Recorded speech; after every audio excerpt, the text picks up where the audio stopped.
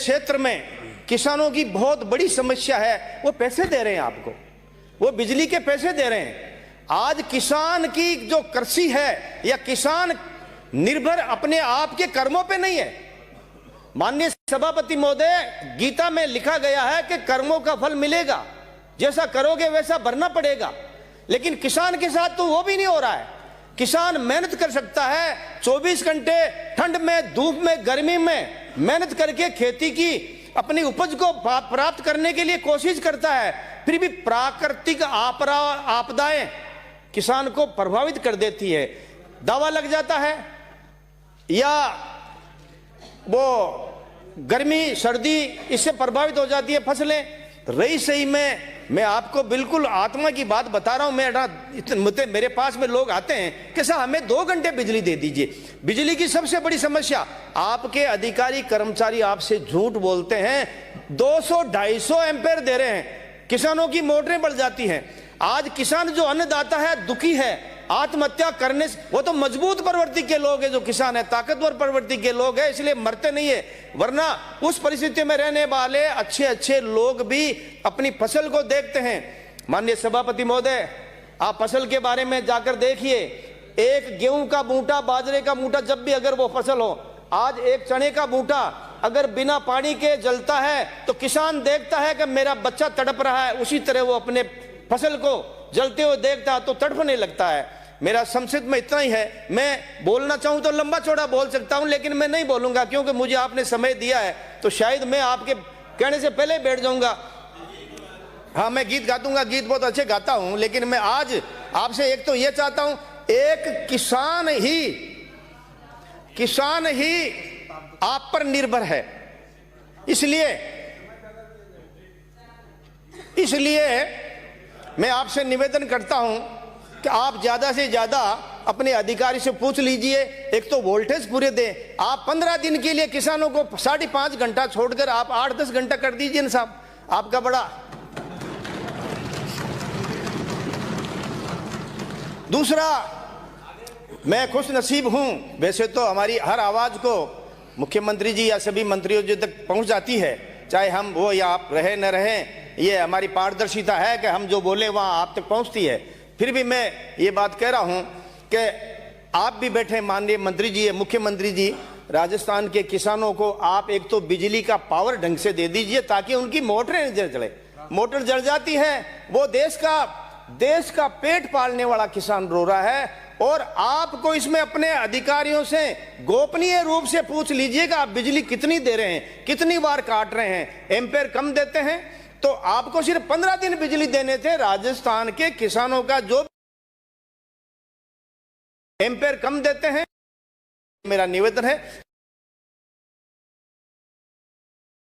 राजस्थान स्कूलों में अध्यापक मेरे भी कमी है। एक लाइन में बता देता हूं, जब भी वक्त मिलेगा मैं मंत्री से मिलकर कह दूंगा। अस्पताल जिस श्रेणी के हैं उनमें सब में मेरे भी नर्स है, मेल नर्स है या डॉक्टर्स की कमी है, वो भी मैं बता दूंगा। स्वास्थ्य के बारे में माननीय सभापति महोदय, मैं एक बात मुख्यमंत्री जी से कहना चाहता हूं, बहुत बड़ी विडंबना हो रही है, बहुत बड़ी समस्या आने वाली है हमारे स्वास्थ्य की। आप स्वास्थ्य की चिंता कर रहे हैं, हर खाने पीने की चीज में जहर मिल रहा है, आदमी की जिंदगी के साथ खिलवाड़ कर रहा है। और अगर खाने पीने की चीज में, मिलावट की चीज में नकली घी बनाया जा रहा है, नकली दूध बनाया जा रहा है। अब कोई नकली घी खाकर आदमी दंड बैठक लगा रहा है कि मैं कुश्ती लड़ूंगा, कुश्ती कहां से दूध, तो पहले ही मर जाएगा। अभी जो है हमारे कभी कभी यहाँ लाडू बांटे जाते हैं, तो लड्डू में तो अगर देसी घी को तो वो तो कल्डो पन्नू चीज है ना, वो तो जमजाणु चीज है। तो मैंने कहा ये तो तेल का भी नहीं है। तो मैं आपसे ये निवेदन करूंगा, सख्त कानून बनाइए। आदमी अपने फायदे के लिए किसी की जिंदगी के साथ खिलवाड़ कर रहा है, वो मीठा जहर दे रहा है। नकली दूध, नकली नकली गैया, जो मसाले नकली, हर चीज नकली है। आज हम जो बड़ी बड़ी बीमारियां चल रही है, वायरस फैल रहा है। माननीय सभापति महोदय, आज भी कैंसर की कोई कमी नहीं है। मैं गांव में जाता हूं, बड़ा दुख होता है। 25 साल का आदमी क्या हुआ, कैंसर हो गया। 60 साल का आदमी क्या हुआ, हार्ट अटैक आ गया। जो चीजें नहीं थी, मैं मुद्दे की बात कर रहा हूं, बाकी समस्या मेरे भी है। मैं तो विधानसभा की कार्रवाई देखने के बाद में कुछ माननीय विद्वान सदस्यों को धन्यवाद देना चाहता हूं कि संविधान के हिसाब से जो सच और झूठ, असत्य और सत्य हैं, सही और गलत है, संविधान के हिसाब से है, लेकिन माननीय विधायकों ने अपने निजी स्वार्थ के लिए, अपने फायदे के लिए सत्य और असत्य की, सही और गलत की परिभाषा ही बदल दी। वो जैसा चाहे बोलते उन्हें मैं धन्यवाद, उनकी योग्यता, उनकी वाक चातुर्य था, जो जैसा बोलते। मैंने पहले भी कहा है, कांग्रेस ने भी अच्छे काम किए होंगे, बीजेपी ने किए होंगे। ये जो परंपरा चल रही है, जो शुरुआत हो रही है, ये बहुत बुरी है। हमने तय कर लिया कि चाहे कोई भी कैसा भी काम हो, हम खिलाफ बोलेंगे। मैं इस चीज का समर्थन नहीं करता हूं। इसलिए कुछ माननीय सदस्य जिनको विषय से हटकर भी किसी की बुराई करनी है, तो अपनी सुविधा के हिसाब से, मैंने कहा है, आदमी की पहचान खोता जा रहा है। आदमी सत्य और असत्य की पहचान खोता जा रहा है।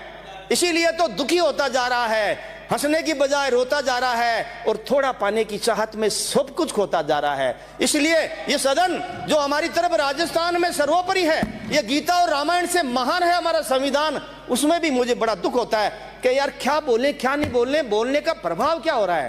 पहले पढ़ते समय माननीय सभापति महोदय, हमारे एक वाद विवाद की प्रतियोगिता होती थी। वाद विवाद की प्रतियोगिता में एक आदमी बोलता है चोरी करना अच्छा है, और एक करता है चोरी करना गलत है। तो उस प्रतियोगिता में, वाद विवाद की प्रतियोगिता में, अच्छा वक्ता वाक चातुर्य या हिम्मत वाला कहें या अपनी बुद्धिमत्ता से चोरी करने को भी अच्छा बता देता था। वो प्रतियोगिता होती थी, वो सही नहीं है, वो प्रतियोगिता। समाप्त करें। कोई बोल गया कहीं? नहीं, मैं तो बजट पर बोलूं। और एक मैं आपसे सबसे बड़ी निवेदन यही कर रहा हूं साहब, आपने, माननीय मुख्यमंत्री जी बैठे हैं, आपने भ्रष्टाचार पर जीरो टॉलरेंस की कही थी। एक भी विभाग नहीं है जिसमें भ्रष्टाचार है नहीं, जीरो टॉलरेंस नहीं होने की थी ना, वो तो होने हो रहा है। ये मैं आपसे निवेदन कर रहा हूं। मैं कुछ मुद्दों पर सरकार के साथ हूं। जो लिखा गया है, लिखी सारी बातें अच्छी है, लेकिन धरातल पर नहीं है। आज आप कोई एक ग्राम सेवक, एक पटवारी, हम राजनीतिज्ञ तो लोगों की नजरों में आ गए, लेकिन आप भ्रष्टाचार मिटा दीजिए, भ्रष्टाचार कम कर दीजिए साहब। इसमें लोगों को आपकी तरफ में आशा है, आपको देख रहे हैं। आज दूसरी, संविधान के बारे में इतना ही कहूंगा, एक मिनट, कि हम विधायकों को, ये परंपरा है या नाराजगी है, जो हम जीते हुए हैं, जो हम अभी बीजेपी में है, हमारी भी वहां हमारे क्षेत्र में जनता ने जिताया है। हमारी जो अधिकार है उनकी पालना के लिए अपने अधिकारियों को इशारा कर दीजिए। और ये अभी जैसे हमारे मेरी बहन इंदिरा जी का वहां मेड़ता में, वो 15 अगस्त 26 जनवरी को मंच में नहीं बैठ सकती। ये कितना दुर्भाग्य है साहब, विधायक है।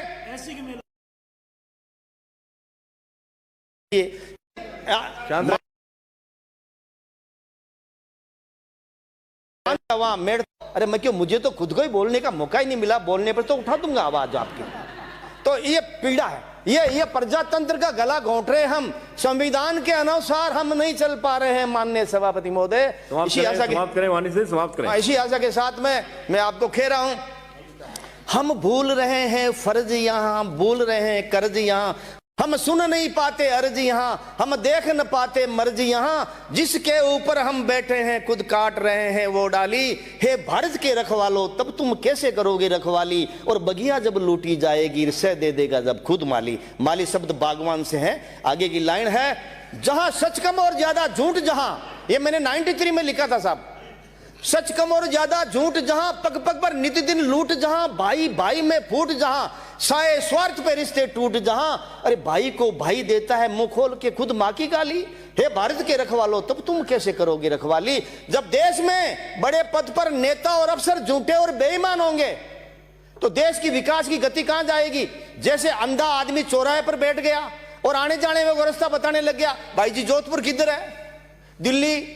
तो मैंने कहा, अंधे जब राह दिखाएंगे, अंधे जब राह दिखाएंगे, कैसे मंजिल हम पाएंगे, रक्षक भक्षक बन जाएंगे, फिर कोई कैसे जी पाएंगे। ऊपर से सफेद बगुला है, अंदर से आत्मा है काली, ऐ भारत के रखवालो, तब तुम कैसे करोगे रखवाली। आखिरी एक लाइन और है बस, मैं तो आपके देखो, एक तो मेरे में कमजोरी है, मैं सेंसिटिव बहुत हूं।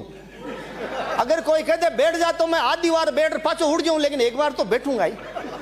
तो मैं एक आखिरी बात कहता हूं, आजादी के बाद में हम लोगों ने, नेताओं ने, बड़े अफसरों ने, जिम्मेदार लोगों ने युवाओं की शक्ति और बूढ़ों की भक्ति का दुरुपयोग हुआ है। इस पर लिखा है, युवा की बिगड़े शक्ति जहां, बूढ़ों की बिगड़े भक्ति जहां, युवा की बिगड़े शक्ति जहां, बूढ़ों की बिगड़े भक्ति जहां, मर जाए आत्मा सबकी वहां, फिर चल नहीं पाए रब की वहां। अरे ऊपर से साधु सातु लगे, अंदर से आत्मा है जाली, ऐ भारत के रखवालो तब तुम कैसे करोगे रखवाली। अंतिम है साहब, अंतिम लाइन अच्छी है।